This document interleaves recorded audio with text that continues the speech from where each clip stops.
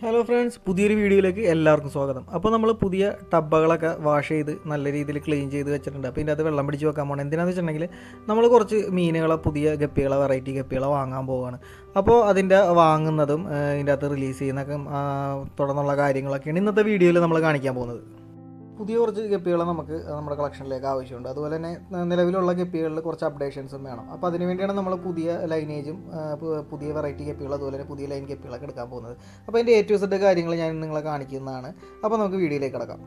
എനിക്കിതുപോലെ പുതിയ ഗപ്പികൾ ആവശ്യമായിട്ട് വരുമ്പോഴത്തേക്കും നമ്മൾ പ്രധാനമായിട്ടും 2-3 ഫാമുകളിൽ നിന്നാണ് ഗപ്പികളെ വാങ്ങുന്നത്. അതിലേറ്റവും പ്രധാനപ്പെട്ട ഒരു ഫാമാണ് ഈ എറണാകുളം പഴന്തോട്ടത്തുള്ള ഈ കാണുന്ന ഗപ്പിഗാർഡ് അക്വാട്ടിക്സ്. ഇതെല്ലാവർക്കും തന്നെ അറിയാവുന്ന ഒരു ഗപ്പി ഫാമാണിത്. അപ്പോൾ ഈ കാണുന്നതാണ് വിഷ്ണു ബ്രോയുടെ ഫാം. അപ്പോൾ ഫാം ഇപ്പോഴും റെനോവേഷൻ നടന്നുകൊണ്ടിരിക്കുകയാണ്. എല്ലാ ടൈപ്പ് ഗപ്പികളുടെയും കളക്ഷൻസുള്ള അത്യാവശ്യം നല്ല രീതിയിൽ ക്വാളിറ്റി കീപ്പ് ചെയ്ത് കൊടുക്കുന്ന ഒരു അടിപൊളി ഫാമാണിത്. അപ്പോൾ ആവശ്യമുള്ളവർക്ക് ഞാൻ ഡിസ്ക്രിപ്ഷനിൽ നമ്പർ ഇടാം. നമ്മുടെ വിഷ്ണു ബ്രോയെ കോൺടാക്ട് ചെയ്താൽ മതി. ഈ കാണുന്നതാണ് ഡ്രാഗൺ ഡാർക്ക് നൈറ്റ് ഗപ്പികൾ. അപ്പോൾ ഇതുപോലുള്ള 3-4 വെറൈറ്റി ഗപ്പികൾ എടുക്കാൻ വേണ്ടിയാണ് നമ്മൾ ഇന്ന് ഇവിടെ വന്നിരിക്കുന്നത്. അപ്പോൾ ഇത് അത്യാവശ്യം നല്ല ക്വാളിറ്റി ഗപ്പികളാണ് ഇവിടെ ഉള്ളത്. മാത്രമല്ല ഇത് റെഡ് ഡ്രാഗൺ അല്ല, ഇത് ഗ്രീൻ ഡ്രാഗൺ ആണ്. അപ്പോൾ ഇതിക്ക് മുമ്പ് ഞാൻ ഇതുപോലെ ഗ്രീൻ ഡ്രാഗൺ ഇതിൻ്റെ അകത്ത് നിന്ന് വാങ്ങിക്കൊണ്ടുപോയിട്ടുണ്ടായിരുന്നു. പക്ഷേ അത് പ്രസവിക്കുന്നതിന് മുമ്പ് തന്നെ നമ്മുടെ ഇന്ന് ഡെഡായി പോവുകയും ചെയ്തത്. അതുകൊണ്ടാണ് നമ്മൾ വീണ്ടും ഈ ഗപ്പികളെ വാങ്ങാൻ വേണ്ടി വന്നിരിക്കുന്നത്. നമ്മളധികം ഏജ്ഡ് അല്ലാത്ത ഒരു ആക്റ്റീവായിട്ടുള്ള അത്യാവശ്യം നല്ല ക്വാളിറ്റിയുള്ള ഗപ്പികളെ സെലക്ട് ചെയ്തുകൊണ്ടിരിക്കുകയാണ്. ഇത് നമ്മൾ അടുത്തായിട്ട് വാങ്ങാൻ ഉദ്ദേശിക്കുന്ന പ്ലാറ്റിനം റെഡ് ബിഗ് ഇയറിൻ്റെ ഡംബോ ഇയർ ലൈനേജ് ആണ്. നമ്മുടെ കയ്യിൽ ശരിക്കും പറഞ്ഞാൽ ബിഗ് ഇയർ ലൈനേജ് ഓൾറെഡി ഉള്ളതാണ്, പക്ഷേ ഡംബോ ഇയർ നമ്മുടെ കയ്യിലില്ല. അപ്പോൾ അതിനും കൂടി വേണ്ടിയിട്ടാണ് നമ്മൾ മെയിനായിട്ടും പ്രധാനമായിട്ട് ഈ ഗപ്പിക്ക് വേണ്ടിയാണ് നമ്മളിവിടെ വന്നത് തന്നെ. അങ്ങനെ നമ്മൾ മീനുകളൊക്കെ സെലക്ട് ചെയ്ത് വെച്ചിട്ടുണ്ട്. ഇനിയിപ്പോൾ പാക്ക് ചെയ്യാനുള്ള എയർ ടൈറ്റ് ആയിട്ട് പാക്ക് ചെയ്യണമല്ലോ, അതിന് വേണ്ടിയുള്ള തയ്യാറെടുപ്പിലാണ് നമ്മുടെ വിഷ്ണു ബ്രോ. ഇതിൻ്റെ ഡീറ്റെയിൽ ആയിട്ടുള്ള അൺബോക്സിംഗ് ഒക്കെ നമ്മൾ വീട്ടിൽ പോയിട്ട് കാണിച്ചു തരുന്നതാണ്. അപ്പോൾ വിഷ്ണു ബ്രോ നല്ല രീതിയിൽ മെഷീനൊക്കെ ഉപയോഗിച്ച് ടൈറ്റായിട്ട് എയർ ടൈറ്റായിട്ട് തന്നെ നല്ല രീതിയിൽ പാക്ക് ചെയ്യുന്നുണ്ട്.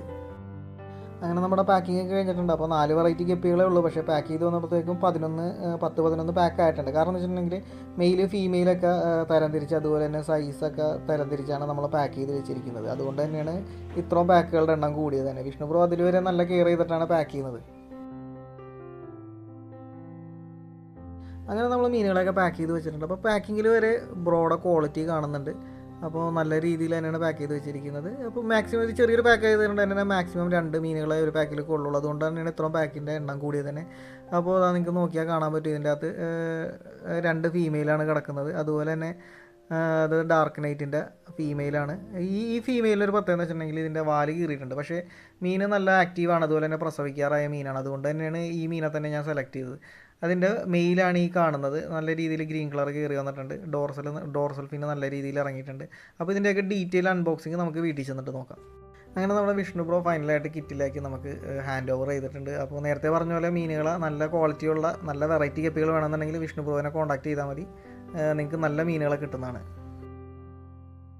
അങ്ങനെ നമ്മൾ വീടെത്തി നമ്മൾ പിടിച്ചു വെച്ചിരുന്ന ടബിലേക്ക് നമ്മുടെ പാക്കുകളൊക്കെ ഇട്ടിട്ടുണ്ട്. വെള്ളത്തിൻ്റെ ടെമ്പറേച്ചർ സെറ്റ് ചെയ്യാൻ വേണ്ടിയാണ് ഇങ്ങനെ ചെയ്തിരിക്കുന്നത്. ഇതൊക്കെ നമ്മൾ പ്രധാനമായിട്ടും സൂക്ഷിക്കേണ്ട കാര്യങ്ങളാണ്. മറ്റൊരു ഫാമിൽ നിന്ന് നമ്മൾ മീനുകളൊക്കെ കൊണ്ടുവരുമ്പോഴത്തേക്ക് നമ്മൾ ആദ്യം പ്രധാനമായിട്ട് ചെയ്യേണ്ട കാര്യങ്ങളൊക്കെയാണ് ഈ ടെമ്പറേച്ചറൊക്കെ സെറ്റ് ചെയ്തിട്ട് മീനുകളെ റിലീസ് ചെയ്യുക എന്നുള്ളത്. കാരണം മറ്റുള്ള ഫാമിലെ വെള്ളത്തിൻ്റെ കണ്ടീഷനായിരിക്കില്ല നമ്മുടെ വെള്ളത്തിൻ്റെ കണ്ടീഷൻ്റെ pH-നൊക്കെ വ്യത്യാസം വരും. അപ്പോൾ മീനുകളൊക്കെ ഒന്ന് നമ്മുടെ ഈ വെള്ളമായിട്ടൊന്ന് ഫെമിലിയർ ആവണം. അതിനുവേണ്ടിയാണ് ഇങ്ങനെയൊക്കെ ചെയ്യുന്നത്. അങ്ങനെ നമ്മൾ ആദ്യത്തെ മീനെ നമ്മൾ അൺബോക്സിങ് ഉദ്ദേശിക്കുന്നത് പാക്ക് പൊട്ടിക്കാൻ പോവുകയാണ്. അപ്പോൾ നിങ്ങൾ കാണുന്ന പോലെ എല്ലാവർക്കും അറിയാവുന്ന പോലെ ഇത് യെല്ലോ മൊസൈക്കാണ്, ട്രയോസാണ് എടുത്തിരിക്കുന്നത്. അതായത് ഒരു മെയിലും 2 ഫീമെയിൽ. അപ്പോൾ നല്ല ക്വാളിറ്റിയുള്ള മീനുകളാണ്. ഈ മീൻ അത്യാവശ്യം സ്റ്റേബിളായ മീനാണ്. അതായത് പർപ്പിൾ മൊസൈക്കിനെ പോലെ മറ്റുള്ള കളറൊന്നും ഇറങ്ങിയില്ല. പിന്നെ ഇതിൻ്റെ ടൈലിൽ ഏകദേശം റെഡ് കളർ കയറിയിട്ടുണ്ട് മെയിലിൽ. അത് ഫുഡിൻ്റെ കണ്ടീഷൻ, വെള്ളത്തിൻ്റെ കണ്ടീഷനൊക്കെ പോലെ ഇരിക്കും. അപ്പോൾ നല്ലപോലെ കെയർ ചെയ്താൽ മാത്രം നമുക്ക് യെല്ലോ കളർ കിട്ടും. അപ്പോൾ ഇങ്ങനൊരു ടാങ്കിലേക്കാണ് ഏകദേശം 50 ലിറ്റർ വെള്ളം കൊള്ളുന്ന ഇതുപോലൊരു ടാങ്കിലേക്കാണ് റിലീസ് ചെയ്യുന്നത്.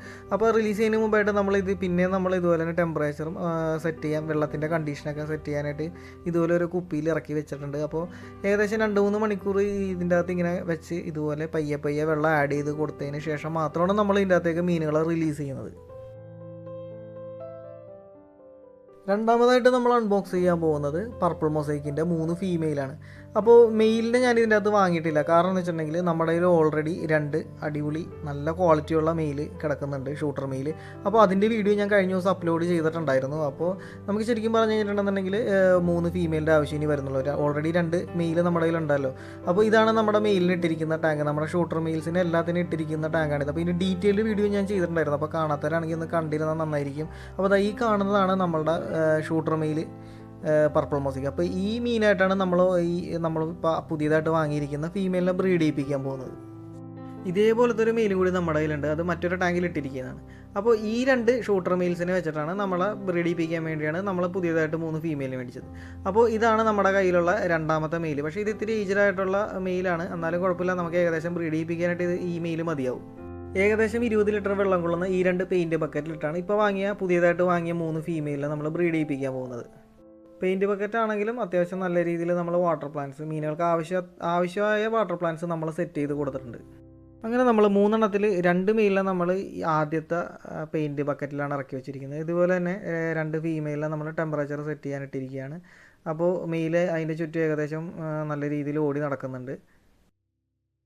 നമ്മുടെ മൂന്നാമത്തെ ഒരു ഫീമെയിലിനെ ഇതുപോലുള്ള രണ്ടാമത്തെ പെയിൻറ്റ് ബക്കറ്റിലേക്ക് ഇതുപോലെ ടെമ്പറേച്ചർ സെറ്റ് ചെയ്യാനായിട്ടുണ്ട്. ടെമ്പറേച്ചർ സെറ്റായി കഴിഞ്ഞ് ഇതിൻ്റെ അകത്തേക്ക് റിലീസ് ചെയ്യുമ്പോഴത്തേക്കും നമ്മുടെ ആദ്യം കാണിച്ച ഷൂട്ടർ മെയിൽ ഇതിൻ്റെ അകത്തേക്ക് റിലീസ് ചെയ്യുന്നുണ്ട്. ഇപ്പോൾ ഓൾറെഡി ബ്രീഡായി കിടക്കുന്ന മീനാണ്. അപ്പോൾ ആദ്യത്തെ പ്രസവം കഴിഞ്ഞ് കഴിഞ്ഞിട്ടുണ്ടെങ്കിൽ രണ്ടാമത്തെ പ്രസവം മുതൽ നമുക്ക് പുതിയതായിട്ട് നമ്മുടെ കയ്യിലുള്ള മെയിലായിട്ട് ബ്രീഡ് ചെയ്ത് അതിൻ്റെ കുഞ്ഞുങ്ങളായിരിക്കും ഇറങ്ങുന്നത്.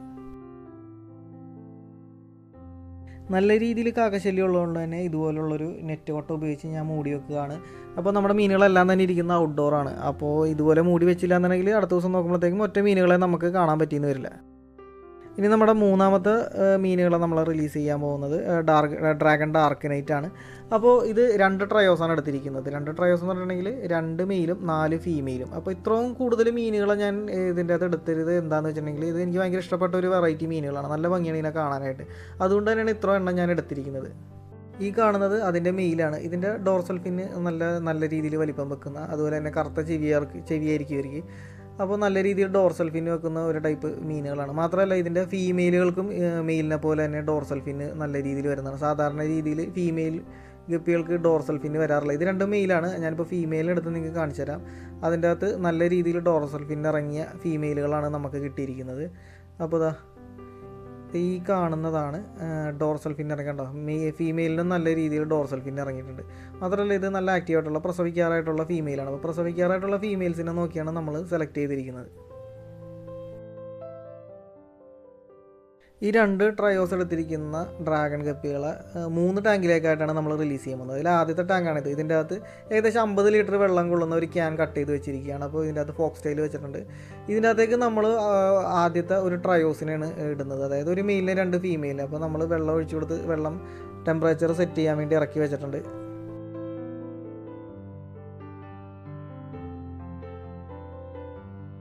ഇനി നമ്മൾ ഡ്രാഗൺ ഡാർക്കനൈറ്റിൻ്റെ തന്നെ അടുത്ത ഒരു പെയർ, അതായത് ഒരു മെയിലും ഒരു ഫീമെയിലിനെ നമ്മൾ ഇതുപോലെ ഒരു പെയിൻറ്റ് ബക്കറ്റിലേക്കാണ് ഇറക്കി വിടാൻ പോകുന്നത്. അപ്പോൾ പെയിൻറ്റ് ബക്കറ്റിൽ ഏകദേശം 20 ലിറ്റർ വെള്ളം മാത്രം കൊള്ളുള്ളൂ. അതുകൊണ്ട് തന്നെയാണ് 2 ബ്രീഡിംഗ് പെയറിനെ മാത്രം നമ്മൾ ഇതിൻ്റെ അകത്തേക്ക് റിലീസ് ചെയ്യുന്നുള്ളൂ. ഇതിൻ്റെ അകത്ത് നല്ല രീതിയിൽ വാട്ടർ പ്ലാന്റ്സ് ഒക്കെ സെറ്റ് ചെയ്ത് വെച്ച് കൊടുത്തിട്ടുണ്ട്. ഏകദേശം 1-2 ആഴ്ച മുമ്പ് നമ്മൾ സെറ്റ് ചെയ്ത് വെച്ചിരിക്കുന്ന ടാങ്കാണിത്.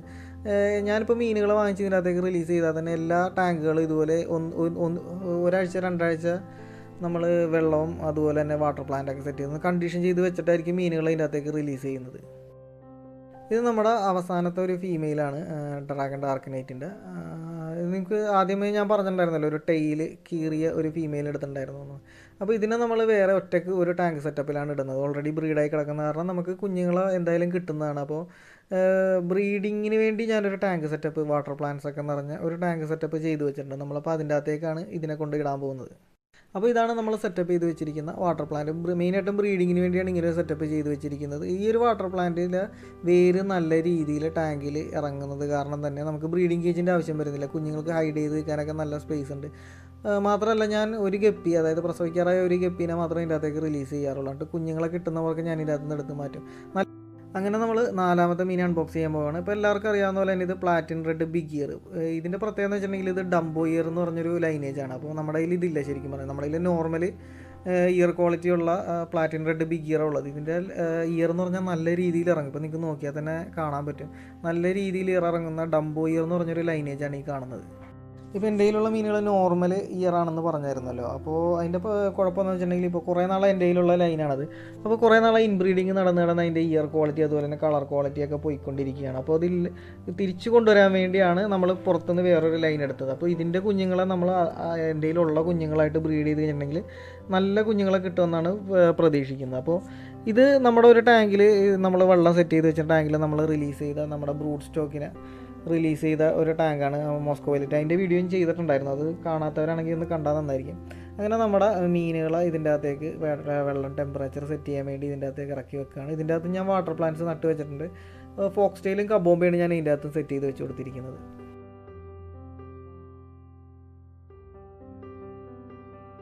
അങ്ങനെ ഏകദേശം 2-3 മണിക്കൂറിന് ശേഷം ടെമ്പറേച്ചറൊക്കെ നല്ല രീതിയിൽ സെറ്റ് ചെയ്തതിന് ശേഷം നമ്മൾ മീനുകൾ ഇതിൻ്റെ അകത്തേക്ക് റിലീസ് ചെയ്യാണ്.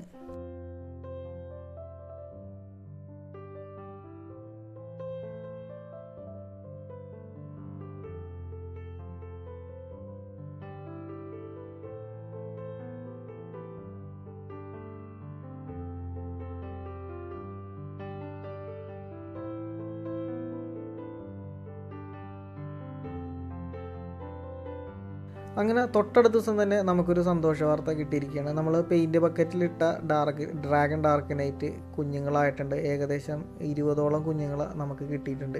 അപ്പോൾ ഇതിൻ്റെ ഡീറ്റെയിൽ വീഡിയോ അടുത്ത ദിവസം ഞാൻ അപ്ലോഡ് ചെയ്യുന്നതാണ്. അപ്പോൾ അത് കിട്ടാൻ വേണ്ടി ചാനലൊന്ന് സബ്സ്ക്രൈബ് ചെയ്തത് നന്നായിരിക്കും. അപ്പോൾ ഈ വീഡിയോ എല്ലാവർക്കും ഇഷ്ടപ്പെട്ടെന്ന് വിചാരിക്കുന്നു. ഇഷ്ടപ്പെട്ട് കഴിഞ്ഞിട്ടുണ്ടെങ്കിൽ ഒന്ന് ലൈക്ക് ചെയ്യുക. ഇതുപോലുള്ള ഇൻഫോർമേറ്റീവ് ആയിട്ടുള്ള വീഡിയോ ആയിട്ട് അടുത്ത ദിവസം വരുന്നതായിരിക്കും. ബായ്.